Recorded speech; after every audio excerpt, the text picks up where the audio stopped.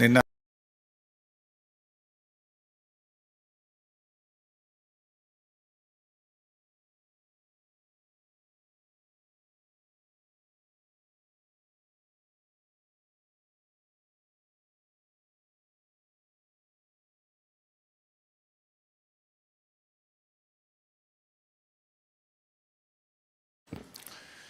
అందరికీ నమస్కారం.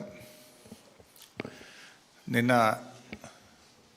రాష్ట్ర ముఖ్యమంత్రి గారు మాట్లాడిన మాటలు వింటే ఆయనలో ఒక సైకో కనిపిస్తూ ఉన్నాడు. ఒక ముఖ్యమంత్రిలాగా ఆయన మాటలు లేవు.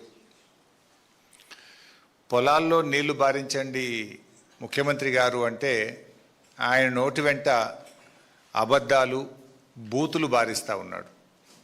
ఇలా రాష్ట్ర రైతాంగానికి రాష్ట్ర ప్రజలకు కావాల్సింది త్రాగునీరు సాగునీరు. ముఖ్యమంత్రి గారి శాపనార్థాలు ఈ రాష్ట్ర ప్రజలకో రైతాంగానికి అవసరం లేదు. నిన్న ముఖ్యమంత్రి గారు మాట్లాడినటువంటి భాష చూస్తూ ఉంటే ఒక శాడిస్ట్ మాట్లాడుతున్నాడా అనే అనుమానం కలుగుతూ ఉంది. నిన్నటి ఆయన మాటల్లో 3 లక్షణాలు చాలా స్పష్టంగా కనిపించాయి. 1 పచ్చి అబద్ధాలు, 2 బూతులు, 3 శాడిజం. ఈ 3 చాలా స్పష్టంగా కనబడ్డాయి. సరే, ఆయన బూతులతో మేము పోటీ పడలేము, ఆయనలాగా బూతులు మాట్లాడి మా క్యారెక్టర్ను మేము పొడగొట్టదలుచుకోలేదు. అంతకంటే ఆయన బూతులు మాట్లాడతానో, శాపనార్థాలు పెడతానో, జైల్లో పెడతా అని బెదిరింపులు చేస్తానో భయపడే లక్షణం మా ఇంటా వంట బీఆర్ఎస్ పార్టీలో ఏ గులాబీ సైనికుడికి కార్యకర్తకు లేదు. ఇవాళ ఏం మాట్లాడాను ముఖ్యమంత్రి గారు, ఒకసారి ఆ వీడియో చూసి నేను మళ్ళీ ముందుకు పోతా. ఒకసారి నిన్న ముఖ్యమంత్రి గారు మాట్లాడినటువంటి మాటల్లో శాడిజం ఎట్లా ఉందో, ఒక సైకో ఎట్లా ఉన్నాడో ఒకసారి చూద్దాం.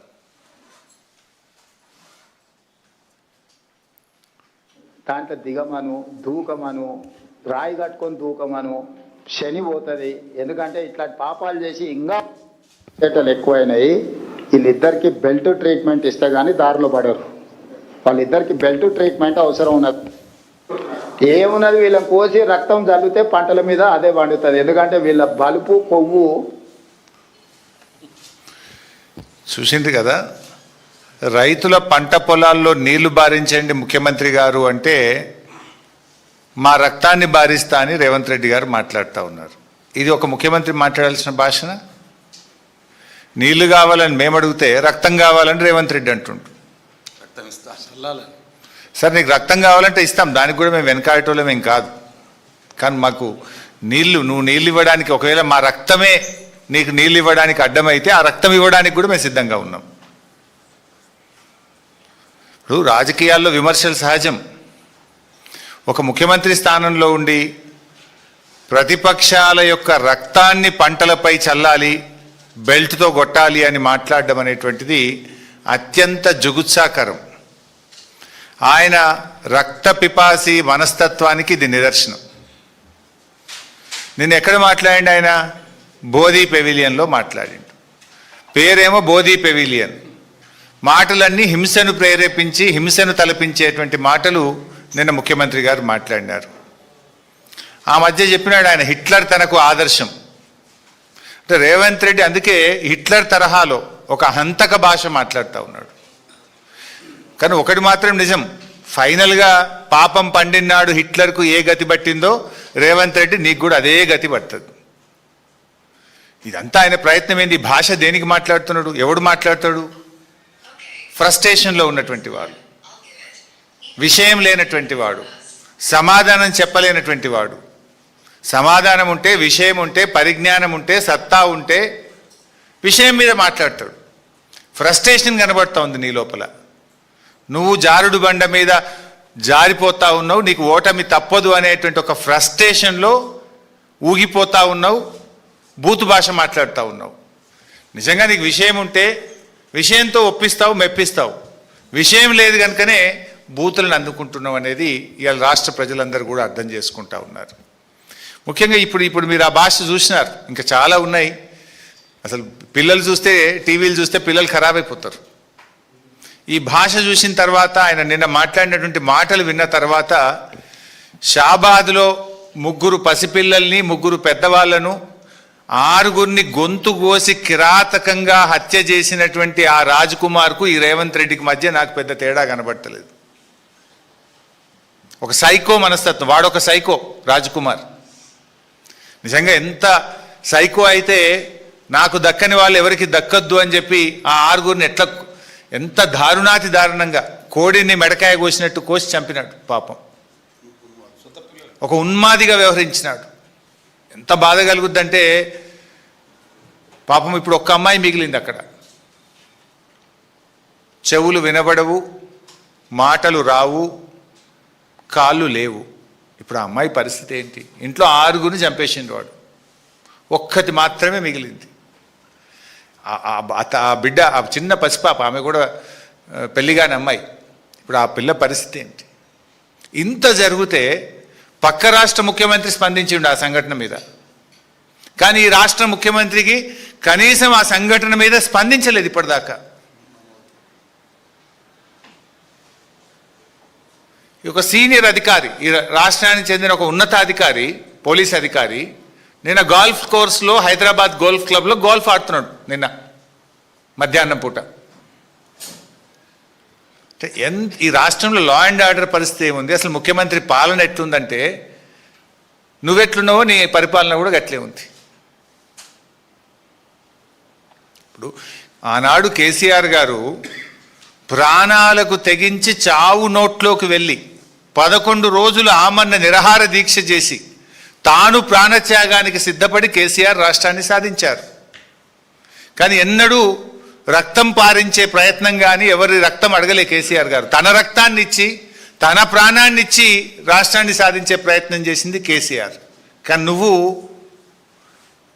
ప్రశ్నించినటువంటి వాళ్ళను, రైతుల పక్షాన నీళ్ళు అడిగినటువంటి వాళ్ళను ఇవాళ రక్తం బారిస్తా, వాళ్ళను కోస్తా, వాళ్ళ రక్తం బారిస్తా అని నువ్వు మాట్లాడుతున్నావు. ఇది కేసీఆర్ గారికి నీకున్నటువంటి తేడా. ఇంత నీచమైనటువంటి వ్యాఖ్యలు చేసిన రేవంత్ రెడ్డి కనీసం నీకు నువ్వన్న టీవీలో చూసుకొని తప్పు మాట్లాడినా అని బేషరతుగా క్షమాపణ చెప్పాలని చెప్పి నేను డిమాండ్ చేస్తా ఉన్నా. ఇంకో మాట కూడా చెప్తున్నా రేవంత్ రెడ్డి, నీకేంది నువ్వు నీ సైకో మనస్తత్వం ఏంది? అంటే మమ్మల్ని తిడితేనో, మమ్మల్ని జైల్లో పెడితేనో, మా రక్తం బారితేనో రైతాంగానికి నేను నీళ్ళు ఇస్తా అంటే అందుకు మేము సిద్ధం. జైల్లో పెట్టావా పెట్టు, మా రక్తం కావాలన్నా తీసుకో, కానీ రైతులకు మాత్రం నీళ్లు పారించు. నువ్వు రేవంత్ రెడ్డి, నీ నోరు నీ ఇష్టం, నువ్వేమన్నా మాట్లాడుకో, కానీ నీళ్లు తెలంగాణయి. నీళ్ల విషయంలో నీ ఇష్టం వచ్చినట్లు చేస్తా అంటే కుదరదు. నువ్వేం మాట్లాడుతున్నావు? కన్నెపల్లి కట్టుకొత్తవా రేవంత్ రెడ్డి అంటే ప్రతిపక్షాల కంఠం నొక్కుతా అంటున్నావు. నువ్వు కన్నెపల్లి కట్టుకొత్తవా రేవంత్ రెడ్డి అంటే మా కంఠం నొక్కుతా అంటుండు. నీ ఉద్దేశం ఏంది? మాకు ఉద్యమాలు కొత్త కాదు, పోరాటాలు అంతకంటే కాదు. తెలంగాణ ఉద్యమంలో అనేక సార్లు అరెస్ట్ అయినాం, జైళ్ళల్లో పడ్డాం. మాకేం అరెస్టులు జైళ్ళు కొత్త కాదు. ధర్మం కోసం, న్యాయం కోసం, రాష్ట్రం కోసం ఆనాడు అరెస్టులు అయినాం, జైళ్ళల్లో పడ్డాం. ఇవాళ లక్షలాది మంది రైతుల కోసం జైళ్ళల్లో పడడానికి సిద్ధం, రక్తం ఇవ్వడానికి సిద్ధం తప్ప నిన్ను మాత్రం వదిలిపెట్టము. ఈ రాష్ట్రం ముఖ్యం, రాష్ట్ర రైతాంగం ముఖ్యం, రాష్ట్ర ప్రజలు ముఖ్యం, రాష్ట్ర ప్రయోజనం మాకు ముఖ్యం. మా గులాబీ సైనికులు, బీఆర్ఎస్ కుటుంబ సభ్యులు ఎవరు కూడా నీ తాటాకు చప్పులకు భయపడడానికి సిద్ధంగా లేరు. ఇలా ఈ రాష్ట్ర ప్రయోజనాలు, రైతుల ప్రయోజనాలు అనేటువంటివి ముఖ్యంగా ఇది బీఆర్ఎస్ పార్టీ రాష్ట్రం కోసం ప్రాణత్యాగాన్ని సిద్ధపడి తెచ్చినటువంటి రాష్ట్రం ఇది. ఇలా రేవంత్ రెడ్డి మాటలు, చేష్టలు, చర్యలు చూస్తూ ఉంటే ప్రతిపక్షాలను అణిచివేయడం మీద ఉన్న శ్రద్ధ పగుళ్ళు పెట్టిన పంట పొలాలకు నీళ్ళు ఇవ్వడం మీద నీకు లేదు. ఇలా రాష్ట్రంలో కొన్ని చోట్ల మేము చూస్తూ ఉన్నాం, పత్తి విత్తనాలు పెట్టారు, నీళ్లు లేక పాపం వర్షాలు పడక బిందెలతో నీళ్లు చిలకరిస్తూ ఉన్నారు.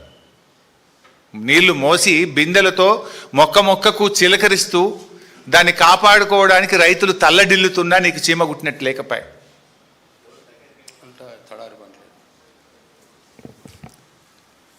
ఇవాళ తెలంగాణ రైతుల ప్రయోజనాలు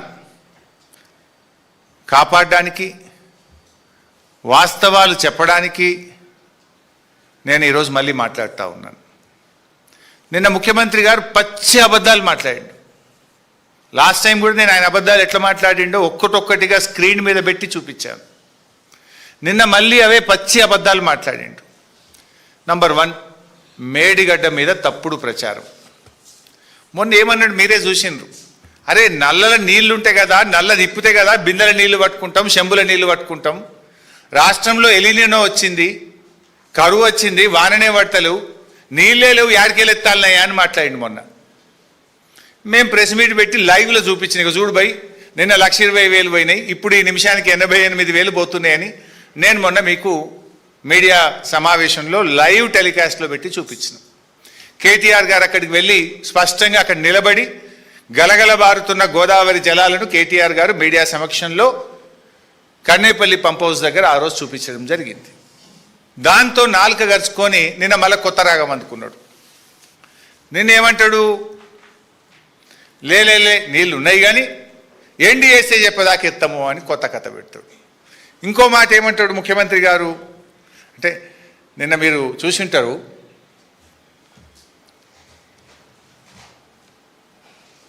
మేడిగడ్డ గేట్లు మూయకుండా కన్నేపల్లి దగ్గర నీటిని ఎట్లా ఎత్తుతావు అని మాట్లాడతాడు. నాకు జాలి కలుగుతుంది నేను చూస్తుంటే. ముఖ్యమంత్రిగా నువ్వు 31 నెలలు పూర్తి చేసుకున్నా కన్నేపల్లి పంప్ హౌస్ నుంచి మేడిగడ్డ బ్యారేజ్ గేట్లు మూయకుండా నీళ్లు ఎలా ఎత్తాలో కూడా అవగాహన నువ్వు పెంచుకోవడం మీద నిన్ను చూస్తే నాకు జాలేస్తూ ఉంది. ఇన్ఫ్యాక్ట్ మీరు నిన్న గమనించిందో లేదో, ఈయన మాట్లాడగానే ఉత్తమ్ కుమార్ రెడ్డి మైక్ తీసుకున్నాడు మధ్యలో. ఈయన తప్పు మాట్లాడిండని ఉత్తమ్ కుమార్ రెడ్డికి బుర్ర వెలిగింది. మధ్యలో ఆయన మైక్ తీసుకొని ఉత్తమ్ కుమార్ రెడ్డి గారు ఈయన తప్పును సరిచేసే ప్రయత్నం చేసిండు. అందుకే నేను జాలి కలుగుతుంది రేవంత్ రెడ్డి మీద అన్న. 31 నెలలు ముఖ్యమంత్రిగా పనిచేసినాక కూడా విషయ పరిజ్ఞానం పెంచుకోలే, బూతులు తప్ప నీకు విషయ పరిజ్ఞానం పెరగలే. ఆయన ఉత్తమ్ కుమార్ రెడ్డి గారు నిన్న మైక్ తీసుకొని మధ్యలో రేవంత్ రెడ్డి తప్పు మాట్లాడంగానే, అఫ్కోర్స్ ఫ్రీ ఫ్లోలో కూడా కన్నేపల్లి మోటార్లు ఎత్తుతాం, కన్నేపల్లి మోటార్లు స్టార్ట్ చేస్తాం, నీళ్ళు ఎత్తుతాం, కానీ మరి మీద అన్నారం సుందిల గేట్లు ముయ్యాలి కదా అని ఆయన సరి చేసే ప్రయత్నం చేసిండు. ఇప్పుడు విషయం సింపుల్. 93.5 మీటర్ల ఎత్తులో కన్నేపల్లి పంప్ హౌస్ మోటార్లు నడుస్తాయి. గోదావరిలో 1,00,000 క్యూసెక్కుల వరద పోతా ఉంది. 1,00,000 క్యూసెక్కుల వరద పోయినప్పుడు దాని లెవెల్ 97 మీటర్లు ఉంటాయి. అంటే గేట్లు తెరిచి ఉన్న 97 మీటర్ల ఎత్తులో గోదావరి నది ప్రవహిస్తూ ఉంది. నీకు కావాల్సింది 93.5 మీటర్లు మాత్రమే. కావలసిన నీళ్లు ఉన్నది, కావలసిన ఎత్తు హెడ్ రెడీగా ఉన్నది, మోటార్లు ఒత్తు నీళ్ళు వస్తాయి బయట. ఈ విషయాన్ని నేను కాదు, రిటైర్డ్ ఇంజనీర్లు కూడా చాలా స్పష్టంగా తమ లేఖలో రిటైర్డ్ ఇంజనీర్లు కూడా చెప్పడం జరిగింది. ఏం చెప్పిండ్రు, ప్రస్తుతం గేట్లు తెరిచి ఉన్న పరిస్థితుల్లో వరద నీటి మట్టం సుమారు 97.5 మీటర్లు. ఈ హెడ్ ఆధారంగా కన్నేపల్లి పంప్ హౌజు రోజుకు 3 టీఎంసీల వరకు నీటిని లిఫ్ట్ చేసే సామర్థ్యం కలిగి ఉంది. ఈ లెటర్ చదివినాకనన్నా సోయి రావాలి కదా నీకు. ఆ ఉత్తమ్ కుమార్ రెడ్డికి వచ్చిన సోయి అన్నా నీకు రాకపోయా.